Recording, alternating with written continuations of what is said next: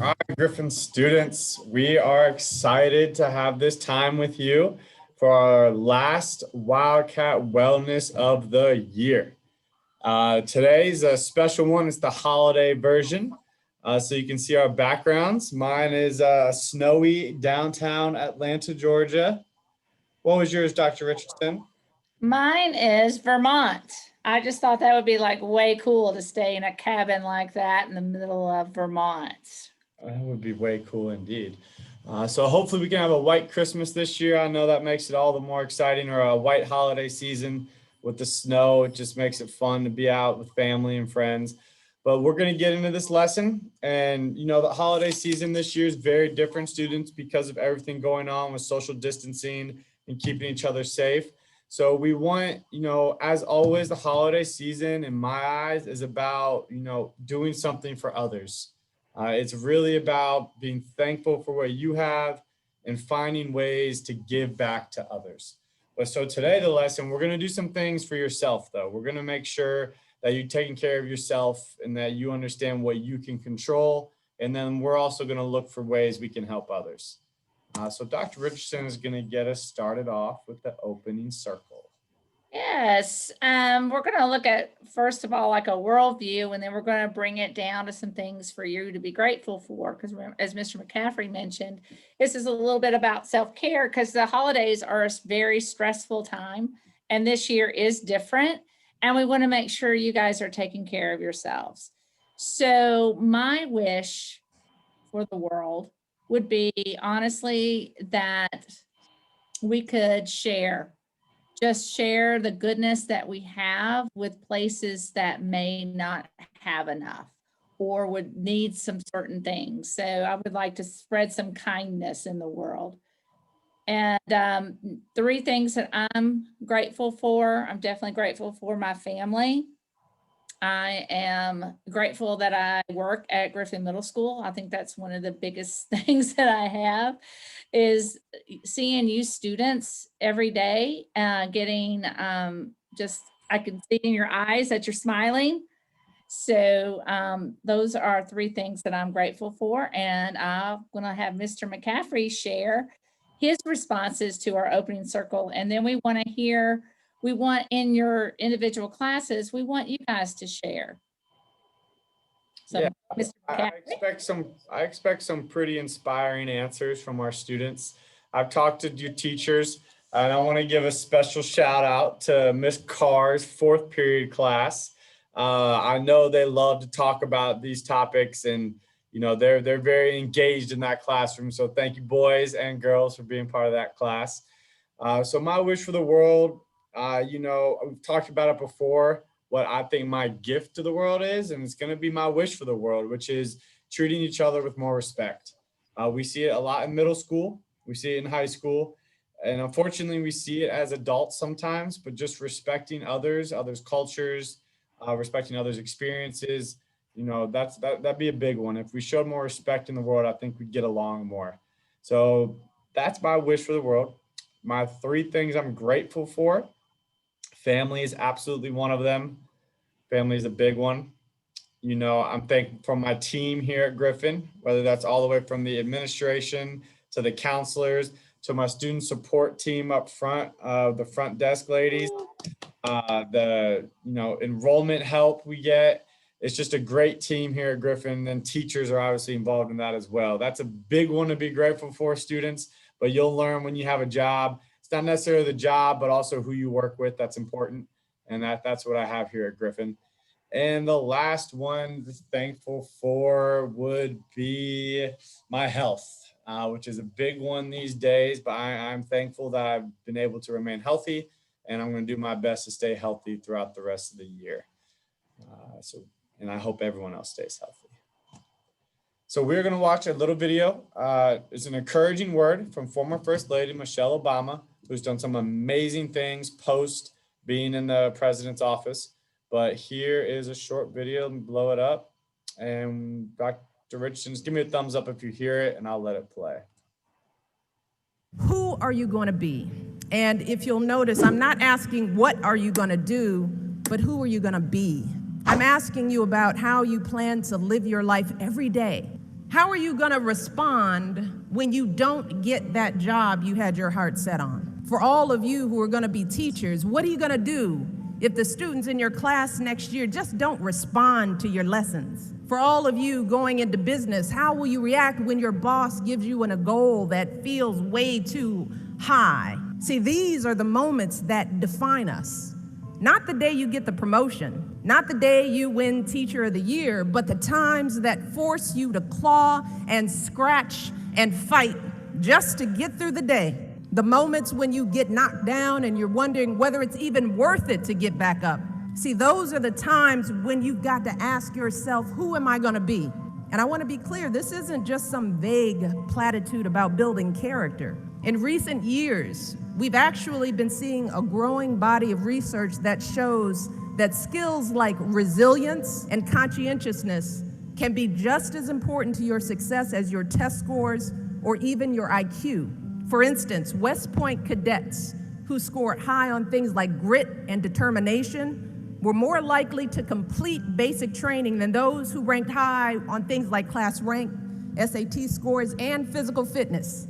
So what we're seeing is that if you're willing to dig deep, if you're willing to pick yourself up when you fall, if you're willing to work and work until your weaknesses become your strengths, then you'll develop a set of skills that you can mold and apply to any situation you encounter, any job you might have, any crisis you might confront.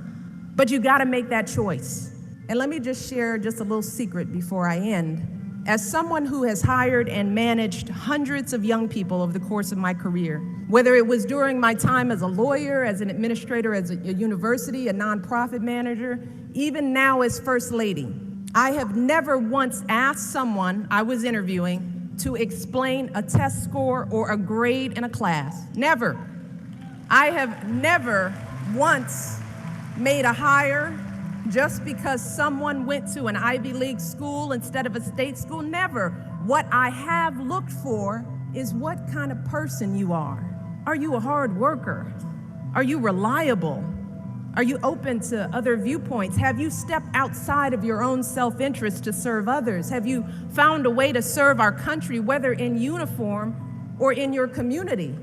Again and again, I have seen that those are the qualities that I want on my team, because those are the qualities that move our businesses and schools and our entire country forward. And just understand this. Those are the qualities that you all already embody. They're the values you learned from your parents, from the communities you grew up in. And today, more than ever before, that's what the world needs. That's powerful stuff, Dr. Richardson. It really is. It really is.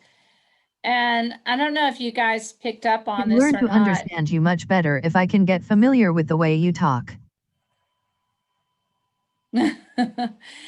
But we're all going to have challenges and we're all going to have setbacks. It's just a part of life, but it's the way that you handle them. Are you going to react?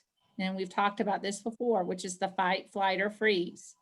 Or are you going to respond by working harder and figuring out what you need to do to get through it?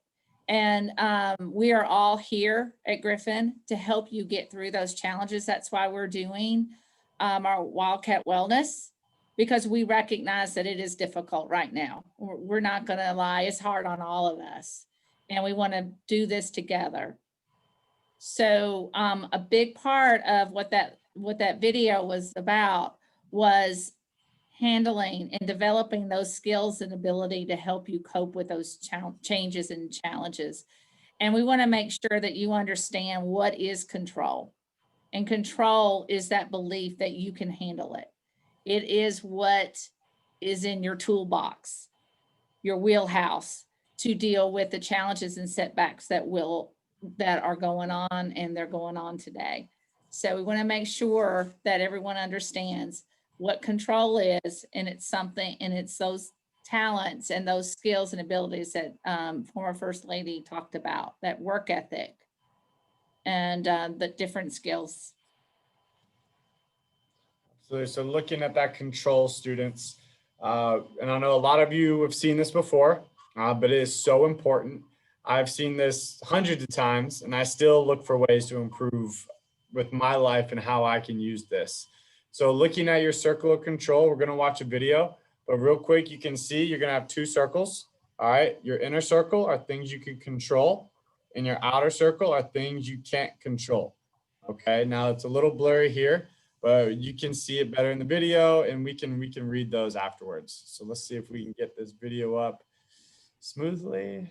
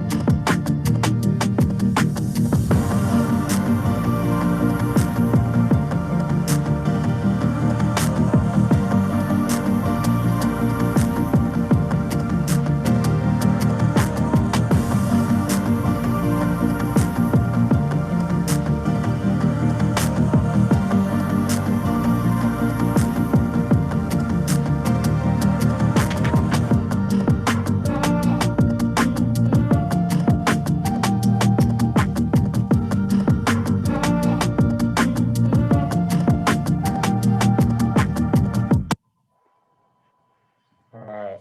So students, you can see we want you to try to focus your energy on the things that you can control. Okay. And then the things you can't control, we want to do our best to just think less about them. Now, sometimes they're still going to be in our mind because they are stressful and we can't completely forget them. But if we can focus more on the things you can control, the things you can't control, we start thinking less about, and we can be in a little bit more positive mindset. All right, so we're going to talk about those things that you can't control. And there's 5 big things that people spend a whole lot of their energy on, but they have absolutely no control over. You absolutely have no control about what other people think about you. You don't even really accurately even know what they think about you. You cannot control what other people do. You can't. You may want to, but you can't. And what happens around you, you have no control about what happens around you. And the outcome of your efforts. You can work really hard on something. That's something within your circle, but the grade or how that's the outcome, that's not in your control. And then the passage of time, that is something else that you cannot control. And so many people spend a lot of time trying to control other people instead of focusing on the things that they can control. So let go and focus on what you can control, what you do today. And today, guys, is all we have today. What we do today can influence or impact our tomorrow. And that's why we're always talking about those habits. But today is our focus. All right, so looking at some of the things you can control, okay, your effort, which is a huge one, students, when it comes to showing your family how much you care for them, your effort you put into what kind of chores you do, your effort in the schoolwork. All right, your tongue. I think that's a big one for a lot of you students. Is your tongue. You can control when we use our tongue to be mean to other kids or even be disrespectful to adults here in the building. No matter what you think, you can control that. There's a lot here that are really good ones. So teachers, feel free to pause on the screen and go through them. I'll pick a couple more. We want to be respectful of your time. So if you stand back up again, okay, that's a great one in a lot of different ways because students, you'll go through life and you're gonna fail a lot. we've all failed. Every single adult in this building has failed, not at one thing, but at multiple things at some point in life. And the big thing is what you can control is once you fail, are you going to stand back up again and keep going? And I know you've heard a lot of positive sayings around that, you know, nothing can keep me down, but that has to be a mindset and you can control that. And that's something we want you to put your energy and focus into is if you fail or get knocked down, are you going to stand back up again and what can you do differently? Your gratefulness, students, this is something that can go a long way. Little thank yous, you know, if someone holds a door, if someone picks up something off the ground, you know, even if someone just asks, how are you doing? You know, I'm good. Thank you for asking. Being thankful for a lot of things can go a long way. And is there one more in there we can pick up? How honest you are, students. Now, I was fortunate enough to go to a school where we actually had an honor code. And we had to write out a little honor code saying I did not cheat on this test on every single homework, every single quiz, every single test. We had to write the honor code at the top saying it was our own work. So honesty is a big one, a very big one that can take you far in life. All right, those are good ones you can control. Pause, that's good to go over them. And students, we'd love to hear feedback. Teachers, we're going to get into on the next slide. But we have discussion time and we have a worksheet that the students are going to create on their own for the next few slides. Okay. All right. So what we want you to think about, because this is about the holidays, and holidays are, you know, several different people celebrate the holidays differently, different holidays for different groups of people. But thinking about the holiday time, name some things that you can't control about the holidays.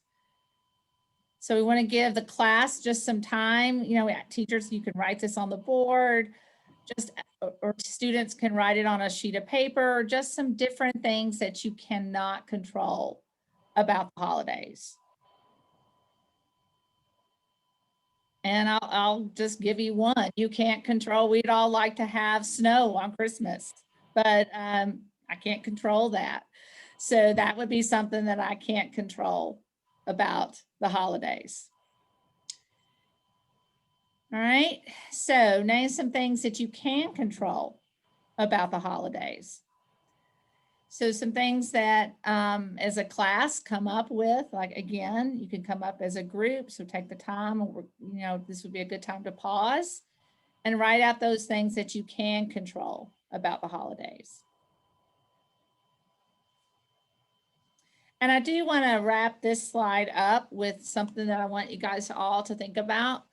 Something that you cannot control about the holidays are the presents or what you receive for if there's some gift giving in your holiday ritual. You can't control that. However, the thing that you can control about it is your gratefulness for whatever that you receive, and that's your attitude. And that sense of the gratefulness, that is something that you can control about the holidays. Good, Dr. Richardson. So teachers, what we want to do, if you've had that discussion now with students, is if you have time, you know, we want to have something for the students to have to take home, maybe to share with, you know, brothers, sisters, family, whoever's at home, share this concept with them if they've never seen this before. But so on the piece of paper, you're going to draw your circle on it. And on the outside of the circle, you're going to write things you can't control, kind of just like the video showed. And then the inside, you want to write about things you can control. Okay, so teachers, if you have time, you can pause just to get the students set up with paper. It can kind of be a project. You know, teachers, maybe you want to hang it in your room, but I think it'd be great if the students took it home and shared it with the family, and maybe even put it on the refrigerator, put it on their bedroom wall, put it somewhere so they can see it, and maybe even others to see it, because I think this is an important mindset to have going into the holidays. So yeah, we're gonna do that, and then I think that wraps it up. Dr. Richardson, if you want to give them our going away message. Yeah. So guys, I just want to encourage you to focus on the things within your control. I promise you it's going to give you a lot more balance. and a more of a sense of being solid or grounded. So I'm going to leave you with this quote is take life day by day and be grateful for the little things. Don't get caught up in what you can't control. Accept it. Words of wisdom to live by. Now, Dr. Richardson, I might have teased it. I think I did tease it. I think we have more still on the list. Mhm. So additional bonus material teachers. For those that want to continue on, and we understand that this homeroom time is valuable and you want to get some missing work done for students, but additional discussion questions. Name one gift that you can give that does not cost any money. And students, if you haven't heard of these before, coupon books to your family members for taking their chores. Maybe it's extra chores. If you have a brother or sister, you'll take their chores for a week. If it's a mom, dad, you know, whatever they expect of you, or it's something they do during the week, cleaning dishes, you know, maybe you'll wash their car when it's warmer outside. Maybe you'll vacuum their car. Maybe you'll rake the leaves around the house. Chore coupons is a good book for family, is a good gift for family members. And then what is one thing that you can do for others to brighten their day? I would love to hear some feedback from students on this. I think a big one is just, you know, taking a genuine interest in others and asking them what do they do? You know, do you have any hobbies? Getting to know someone for things that they actually truly love is one good way to brighten their day. All right, students, I believe that's all we have. So happy holidays, and we'll see you guys in the hallway. Happy holidays.